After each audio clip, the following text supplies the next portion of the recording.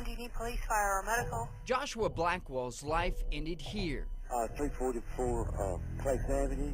With a bottle of whiskey found near his body and high levels of methadone in his system. He's not breathing at all? No, no. But his life started with this man. He was 2 years old, and this was the last time I saw him. Tim Blackwell didn't know his son, but he says he tried to. The Spartanburg County man says his ex-wife took 2-year-old Joshua away in 1994 to York County after an argument and disappeared for 14 years. He searched on the road and internet, but never found him until one day the Department of Social Services wrote him this letter. They said they had some information that I had a right to, and we set up an appointment for me to meet them in York at the DSS office. At that meeting, Blackwell learned his son died from a drug overdose September last year, and much worse. They told me that my son had been sexually abused on more than one occasion. And they told me his mother knew about it, and she didn't do anything to stop it, that she allowed it. Police records show Joshua accused his mother's boyfriend, Harold Cresson, of sexually abusing him in the 5th grade, and again at 14 years old, inside this Rock Hill home, just a few months before his death.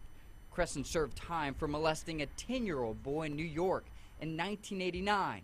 Joshua's caseworker even wrote the mother failed to protect her son from a perpetrator. The Department of Social Services arrived at Joshua's home the next day. The caseworker described the inside as filthy with cat feces on the floor. Joshua's father says it was the state's first chance to save his son. Before his death, caseworker Kenosha Murphy wrote at least 3 notes expressing interest to find Joshua's biological father. She knew his name and that he lived in the Spartanburg area. Blackwell is even listed in the phone book, but the phone never rang. I mean, why? Didn't one time, not once, did they contact me to see if I would help or was even interested. Did everything they could to try. We tried to question Murphy why. Do you know if an attempt was ever made? I'm sorry, no comment, sir.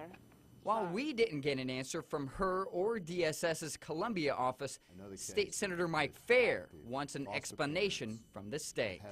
That's a question that needs to be asked in public and answered in public, why certain things weren't done. Senator Fair says he's drafting legislation that would restructure DSS and make it more accountable to its mistakes.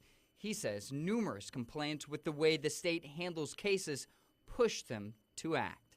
Harold, I'm Andy Parati with Channel 7. Because Joshua died, he can't testify against Cresson, so the solicitor dropped the charges. And he's not talking to us about Joshua's claims of sexual abuse. I want to know if I can ask you a few questions about Joshua Blackwell. Absolutely not. Did you ever inappropriately touch him? While Cresson walks away from our questions, Blackwell can't stop thinking about what he would have said to his son if he found him alive. And he hopes other fathers will never experience similar pain. I know that I can't do anything for my son, but I want the people that is in control to be in control and responsible. I want them responsible.